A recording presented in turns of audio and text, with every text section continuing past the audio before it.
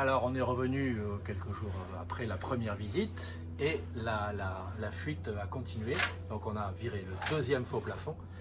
Et les joints que j'ai fait refaire l'année dernière sont déjà tout bouffés et ils sont bons à refaire. Ce bateau n'est pas étanche structurellement. Le pont n'est pas forcément complètement étanche et cette partie-là, je vais vous la faire voir de l'extérieur, c'est un rajout qui a été stratifié et la stratification n'est pas forcément top. Et on n'est pas les seuls à avoir ce problème. Bon, on essaye de s'entendre à l'extérieur, il y a la darse qui bouge, donc ça fait bip bip et un bruit de partout. C'est cette partie-là dont je vous parle qui est un rajout qui a été stratifié et pas forcément bien stratifié. Tous ces joints, je les ai fait refaire l'année dernière parce qu'ils étaient déficients et j'avais des infiltrations en dessous, tout cela. Là j'ai rescotché parce que je savais déjà que c'était plus étanche et que là probablement pas. Et tous ces joints, voilà, ils sont déjà fissurés, ils sont déjà bons à refaire au bout d'un an. C'est vraiment problématique. Peut-être ceux à l'intérieur là-bas aussi. Donc on va à nouveau les refaire. C'est la même chose que ce que j'avais scotché de l'autre côté et qui me provoque des infiltrations aussi. Alors là, j'ai tout scotché pour rendre un peu étanche, ce qui fait que pendant nos 3 semaines d'absence, on a eu peu d'eau. On en a eu un petit peu quand même, donc il faut reprendre tout ça, c'est galère. Et bien évidemment, c'est pas garanti, c'est un défaut de fabrication, mais il n'y a pas de garantie dessus. Mardi matin, on fait un petit tour sur le chantier, puisque les travaux se sont poursuivis sur Tiama, et la pose du Coppercoat doit avoir lieu, peut-être même en ce moment, et ça a sensiblement changé. Je vous montre, c'est intéressant. Notre Tiama a été totalement emmailloté. Alors comme tout à l'heure, les bip bip que vous entendez, ce sont les grues de remise à l'eau ou de sortie chaque fois qu'elles bougent, elles font bip. Donc voilà, Tiama il a été intégralement bâché. C'est ça qui a été compliqué et qu'il ne pouvait pas faire quand il pleuvait ou quand il y avait trop de vent. C'était pas possible, ça s'envole de partout sinon. Pourquoi? Parce que l'application du Coppercoat se fait à l'abri de toute poussière et de tout courant d'air. Donc il y a des gros ventilateurs pour pas étouffer voilà, des gros bestiaux comme ça. Hein. Bien sûr, ça va sécher une fois que c'est posé. Non, c'est pour ventiler, c'est pour... Voilà, donc ils ont fait ça hier dans la journée. C'est impressionnant. Un homme grenouille. Il faut être vraiment équipé pour poser ce genre de produit. C'est quoi? Droite ou gauche, peu importe. Voilà, et après ça se passe en dessous là. Ça n'a pas encore été fait, mais ça va commencer aujourd'hui. On reviendra faire un tour demain, voir un peu ce que ça a donné. Tout ça posé au pistolet airless. Alors initialement, il était prévu de passer 4 couches au pistolet, 4 couches de Coppercoat sur les coques. Quand on les passe au rouleau, on en passe moins parce que c'est un peu plus épais et c'est moins régulier. 4 couches, c'était pas mal. Moi, j'avais prévu de demander 3 et une 4e sur la ligne de flottaison. Là, ils ont prévu d'en faire 4 sur la totalité des coques. Et ils viennent de me demander, puisqu'ils ont les produits à disposition, est-ce qu'on en fait une 5e, puisque le bateau est en place, il est bâché, les gars sont là. Et voilà, ça va me faire un petit supplément de produits et un petit peu pour la main d'œuvre, ça va aller vite. Donc j'ai demandé une 5e couche, ce qui permettra de l'utiliser et de le nettoyer pendant plus d'années. Bonne nouvelle. On revient cet après-midi faire un petit tour pour voir comment ça s'applique. Voilà sur le chantier et voilà, notre petit Tiama a changé de couleur. Il est devenu orange de partout. Il y en a partout. Je touche à rien, je m'en fous de partout. Je m'en fous sous les semelles, mais ça c'est pas grave. Voilà. Les 4 premières couches ont été posées, il n'en reste plus qu'une.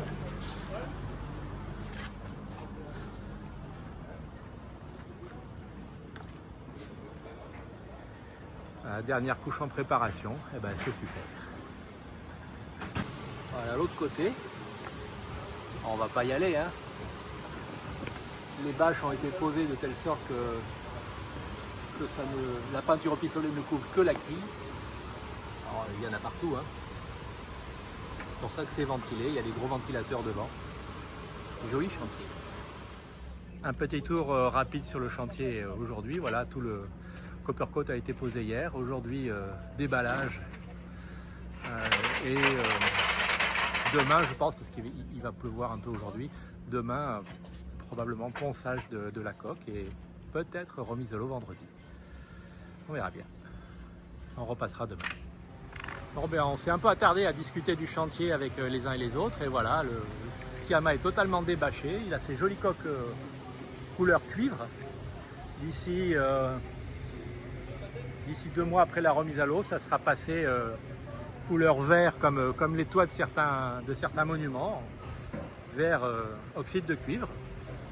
Mais voilà, ça a été joliment fait. Je suis vraiment content du résultat et de la prestation de ceux qui sont intervenus là-dessus. Franchement, merci les gars, c'est top. Un petit tour au chantier.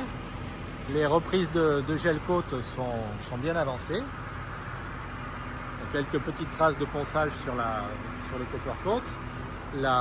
Cette dérive là a été poncée, c'est-à-dire que le copper coat a été activé. Et là, l'une des 2 vis qui permettait de fixer le système de relevé était cassée, donc elle a été retirée, ça a été découpé. Il va y avoir un plot de résine qui va être mis pour pouvoir refixer tout ça. Voilà, lundi matin, en principe, ils font le ponçage de la coque. Et après, remise à l'eau. Là, à l'arrière, les reprises de gel coat ont été faites. Ici, la question s'était posée, le faire ou pas. On avait dit non hier, et en principe, ça devrait être fait quand même pour pouvoir poser ici une petite plaque en inox. C'est l'annexe qui frotte et qui tape ici et qui abîme ici. Donc ça devrait être repris. Mais il n'avait pas prévu hier, donc c'est peut-être pour ça que c'est pas fait aujourd'hui. Reprise des joints extérieurs est en cours. Je ne sais pas si tout a été fait, parce qu'il y avait quand même pas mal à faire. Là, c'est encore un peu fissuré, donc on fera un point. Ici, ce point-là était le point critique, toute cette partie-là. Mais voilà, ça a commencé. Je vais descendre voir si on a encore beaucoup de flotte en bas. Et tant que j'y étais, je fais refaire aussi, ça sera fait cet après-midi ou demain, je fais refaire l'autre côté de toute cette partie-là. Parce que finalement, ce bateau n'est pas étanche. Il faut le refaire probablement tous les ans. Ce qui n'est pas normal pour un bateau de cette qualité. Ça veut dire que les assemblages structurels ne sont pas étanches. Là, je l'ai déjà dit dans d'autres vidéos, tous ces joints sont des joints de finition, pas d'étanchéité. C'est-à-dire que si j'ai besoin de ces joints de finition pour étancher le bateau, ça veut dire que structurellement, il y a eu un problème lors du pontage. Donc comme prévu, il a plu cette nuit, il a plu hier avant que les joints ne soient refaits. On a de nouveau de la flotte qui a coulé de là-haut. J'avais mis une bassine avec une serpillière dedans. Voilà, la serpillière est imbibée, il y a de la flotte au fond.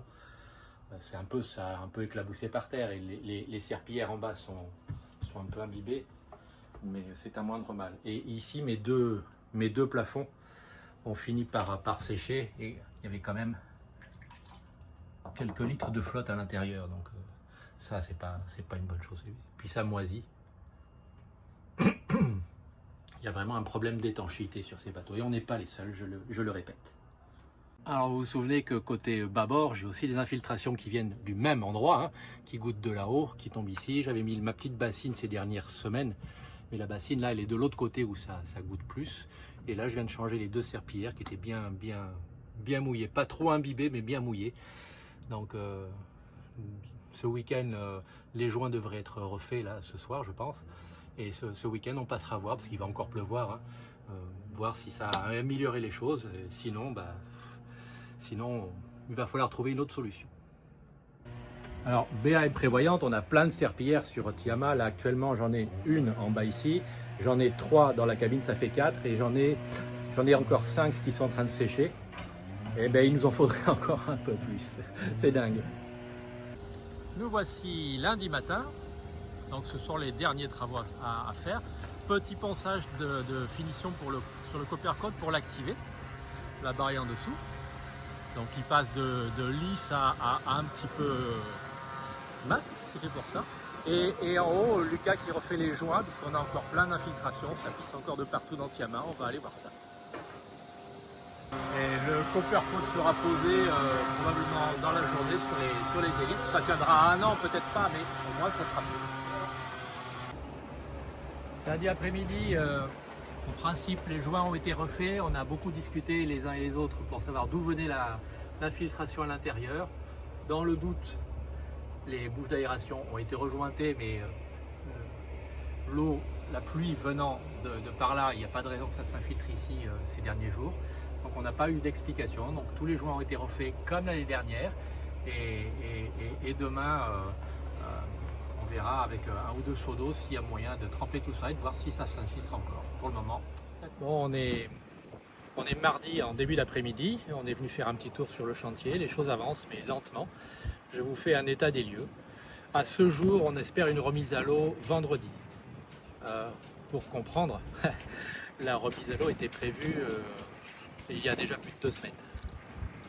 Les choses qui sont en cours et qui ont pris du retard de leur côté, ça aurait pu être prévu mais bon, ça ne l'a pas été, on fait remplacer les panneaux solaires qui étaient sur les bossoirs, 4 fois 200 watts par 3 fois 500. C'est ça. Donc, comme ils sont plus grands, il a fallu démonter le portique qui retenait les panneaux solaires et en refabriquer un pour recevoir les nouveaux panneaux solaires. Ça fait des semaines et des semaines que tout le monde connaît ça. Le bateau est sorti ici depuis mi-janvier. Et en fait, il se trouve que l'entreprise qui fabrique le portique a pris du retard parce que tout le monde travaille à flux tendu.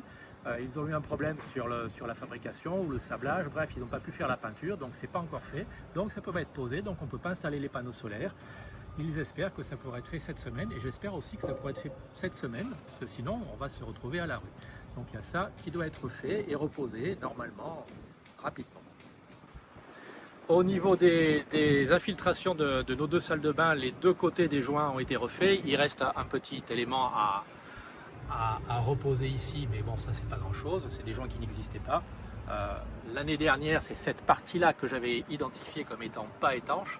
L'eau, quand il pleut beaucoup, elle arrive canalisée en force, elle dégouline par la gouttière, elle arrive ici, et si cette partie-là n'est pas tout à fait étanche, l'eau rentre en force, elle s'écoule là-dedans, et elle pisse dans la salle de bain. On va voir, et ça sera peut-être bon à refaire tous les ans, mais si cette fois-ci c'est bon, on saura quelle est l'origine du problème, et puis je m'en occuperai l'année prochaine. En principe, les 2 dérives devraient être reposées sur Tiama aujourd'hui. Et puis après, il y aura un bon gros nettoyage à faire. On verra comment on s'organise pour ça. Je dois dire que quand on voit le chantier qu'il y a dans le bateau et qu'on se dit qu'on va venir s'y réinstaller pour y habiter, ça fait un peu flipper. Mais ça va le faire, on est confiant. Bon les copains, mauvaise nouvelle, on est mercredi midi, on vient réinstaller les affaires sur le bateau. Je suis dans la salle de bain tribord, ça a pissé de partout, encore une fois. Donc les joints qui sont tout neufs, qui viennent d'être refaits, n'ont pas solutionné le problème. Et tant que c'est pas solutionné, on peut pas partir, c'est pas possible. Je vous montre. Ma petite bassine, elle a 1 ou 2 litres de flotte et ça continue à tomber de par là. Et je ne sais pas d'où ça vient. Je vais monter voir en haut. C'est une catastrophe. Ça, c'est emmerdant. Et bien sûr, on va se prendre de la pluie dans pas longtemps, donc ça va pas améliorer les choses. Alors, les dérives ont été reposées, c'est déjà ça. Le bateau est en état de naviguer, mais tant qu'il fuit, on ne peut pas partir. Les amis, je suis retourné dehors, je vous soumets le problème à votre sagacité. L'infiltration, la flotte, elle goûte à ce niveau-là, à l'intérieur, sur la partie résine, ça c'est la partie gel coat extérieur, de cette pièce qui est rapportée et qui a été rapportée. Ça goûte d'ici. Ça veut dire que le bateau étant légèrement calé sur l'arrière, ça veut dire que l'eau descend par cette partie-là. Ou par cette partie-là, je ne sais pas encore. Tous les joints ont été refaits. L'année dernière, c'était cette partie qui était en cause, je l'avais bien identifiée. Ça a été refait, c'est tout neuf.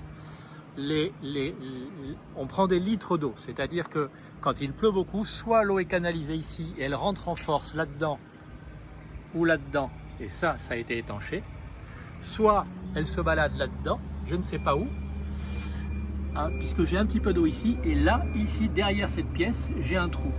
Mais il a toujours été, il n'y a jamais eu de joint ici. Donc il y a peu d'endroits où l'eau peut rentrer. Et franchement, je suis vraiment ennuyé, je n'ai aucune idée de d'où peut rentrer l'eau en telle quantité. Quelques gouttes, ça me contrarierait, mais là c'est des litres, c'est pas normal. Il fait très chaud dans Tiama. Les copains, je vous ai dit qu'on avait encore des problèmes d'infiltration. Béatrice a émis la remarque pertinente. Oui, mais si on a pris tant de litres de flotte que ça dans le bateau depuis qu'on est parti, ça a pu se mettre dans les fonds de cale. Donc on vient d'ouvrir et il y a de la flotte partout.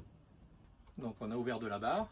Le bateau étant calé un peu sur l'arrière, l'eau s'est écoulée. Donc ici ça va, ici c'est un peu humide. Ici il y a de la flotte.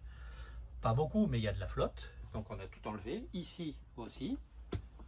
Et bien sûr, sous le lit aussi. Donc on vide le bateau, on va tout éponger. On va étancher le panneau là-bas avec un bouchon pour pas que ça se réinfiltre. Et ben voilà, on en a pour un bout de temps. Les copains, il vient de pleuvoir un petit peu. Béatrice est venue voir ce qui pouvait se passer avec ses propres yeux. Et elle a constaté, chose étonnante, qu'on a de l'eau qui suinte par ici. Alors vous remarquez que tout ça c'est à l'abri. Hein. Tout ça c'est à l'abri, on est sur quelque chose en principe d'étanche. Et pour qu'il y ait de l'eau qui dégouline par ici, eh ben, il faut qu'elle vienne de quelque part. L'hypothèse, c'est que en fait, l'eau s'accumule dans cette partie-là. Donc, à cause du joint que je suppose non étanche actuellement, le seul qui n'est pas encore été refait, l'eau s'accumule dans un endroit intermédiaire entre une plaque rapportée et un élément structurel. Et à un moment donné, ça arrive, donc ça finit par déborder, ça c'est pas grave, on s'en fiche, ça c'est cool. Mais ici, il n'y a pas de joint. Et donc ça peut se réinfiltrer quelque part, et comme cette plaque-là, tout ça n'est pas forcément collé et étanche, c'est les joints de finition qui font l'étanchéité, l'eau s'infiltre.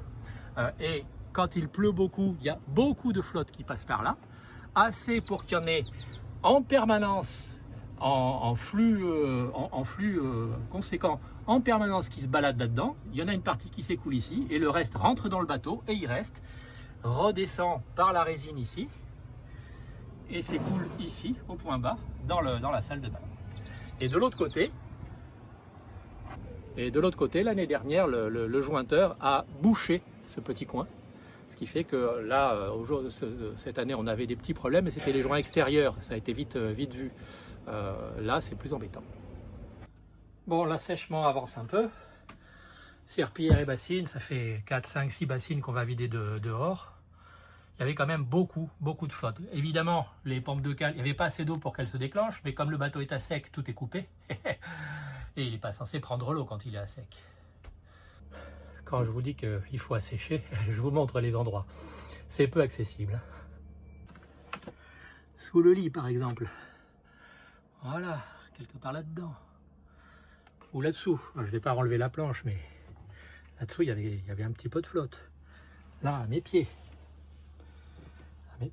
Ce qu'il ne faut pas oublier, c'est que de l'autre côté de cette petite cloison, là, que je tape avec mon pied, il y a un autre coffre dans lequel il y a potentiellement de l'eau, mais lui, il n'est pas accessible. Ici, c'était facile. Il a fallu aller là-bas. Vous voyez ce que je vous dis? Tout est étanche, mais tout communique. Là-bas, et au fond là-bas. Pour la petite histoire, je vous rappelle qu'on est censé se réinstaller dans Tiama dans moins de 2 jours. Je vous avais montré qu'il y avait un peu de bazar dans Tiama avant qu'on se réinstalle. Mais là, comme on a vidé les coffres, il y en a partout. Réserve alimentaire, des couvertures. On a mis des choses dehors pour que ça sèche. Les chaussures de randonnée, les sacs à dos qui ont moisi, les chaussures de petite randonnée qui ont moisi. La réserve alimentaire, on a un truc qui a éclaté dedans. Enfin, il y en a partout. Il y en a partout. Et donc, du coup, on jette des choses qui se sont abîmées. Et on va aller laver les monceaux de serpillière qui sont trempés. Une mauvaise nouvelle n'arrivant jamais seule, il y a 2-3 jours, j'avais observé que dans la cale moteur, donc tribord, j'avais de l'eau et je me demandais d'où elle venait et je ne comprenais pas. Mais oui, mais tout ça communique. Donc ça, c'est la flotte qui est tombée de notre salle de bain. Et ça veut dire que derrière notre lit, il va falloir qu'on enlève les matelas. On a aussi de la flotte là-dedans, puisque ça a communiqué avec la cale moteur. Donc il faut éponger tout ça aussi. Bon, dans notre malheur, il y a des choses qui ont été faites. Le prop speed a été posé sur nos hélices. Ça ne tiendra pas, je sais, parce qu'il tourne, mais ça les protégera un petit moment. Le joint ici, en revanche, n'a jamais été remis. Alors, est-ce qu'il sert? On m'a dit que oui, ça aurait été sympa de remettre là. On avait pris une place au port pour Tiama, de telle sorte que nous puissions partir en vacances. Vous avez vu les vidéos, j'espère, enfin pour certains, et pour que les entreprises puissent sortir le bateau tranquillement, faire les travaux, le coporcoat, des petites choses comme ça, et le remettre à sa place. La marina m'avait d'ailleurs demandé la date à laquelle le Tiama revenait à sa place, et entre-temps, on était encore en croisière, on avait appris que le chantier avait du retard, et donc j'avais dit à la marina, non, Tiama ne reviendra pas à sa place, il reste au chantier à sec. Puisqu'il reste au chantier à sec, on a décidé avec Béatrice de prendre l'initiative et on a loué un petit appartement. J'ai demandé aux gens qui s'occupent de nous combien de temps il y avait en retard. Le bateau est sorti le 15 janvier en principe, hein. On est le 12 février aujourd'hui. Ils m'ont dit oh, une petite semaine. Bon, on sait comment marchent les choses ici aux Antilles. J'ai pris l'appartement pour 2 semaines. On y est bien, voilà, c'est très bien. Et on va donc sur le chantier jour après jour, et vous avez vu que c'est pas près d'être fini. Et aujourd'hui, on a appris que le portique de support pour les nouveaux panneaux solaires avait du retard. L'entreprise qui a fabriqué le portique métallique l'a fait un petit peu en retard, parce que les intempéries avaient pris 15 jours de retard sur leurs autres chantiers. Ensuite, l'entreprise qui fait le sablage, la préparation du portique avant peinture a pris du retard aussi. Et puis, l'entreprise qui fait la peinture, ils ont envoyé leur devis hier. Vous allez me dire, ça fait quand même des semaines que tout ça est prévu. Les devis auraient pu être prêts depuis des semaines. Bref, ils ont envoyé leur devis hier. Peinture pour deux portiques et un réceptacle, hein, c'est vite fait. 3 500 €. Il semblerait qu'en cette période de l'échantillon du retard, il y a beaucoup de demandes et puis c'est la pleine saison, les prix explosent de façon inconséquente, sachant que les clients ne peuvent pas dire non puisque c'est en cours. Ils ne vont pas laisser tomber. Donc, négociation actuellement pour savoir est-ce qu'on fait faire la peinture par quelqu'un d'autre et puis rediscuter le bout de gras. Du coup, ça ne pourra pas être prêt demain. Donc ça ne pourra pas être réinstallé demain, ça le sera peut-être la semaine prochaine, ce qui fait que on est un peu coincé. Alors on a prolongé l'appartement d'1 semaine et on est encore coincé ici au Marin pendant 1 semaine et il faut prendre notre mal en patience, on n'a pas le choix. Alors si jeu positif, ça nous donne l'occasion d'aller au resto un peu plus souvent, c'est pas mal, mais bon, c'est pas le but. Là, aujourd'hui, nous devrions déjà être en Guadeloupe avec les copains, depuis presque 1 semaine. Et on n'y sera pas avant 1 semaine, 10 jours. La bonne saison de navigation, on avait choisi de lui prendre quelques semaines pour aller faire notre croisière en Antarctique avec la famille. On n'avait pas envisagé de passer 2 mois bêtement à terre pour des choses dont on aurait pu se passer pour certaines. Bref, c'est comme ça.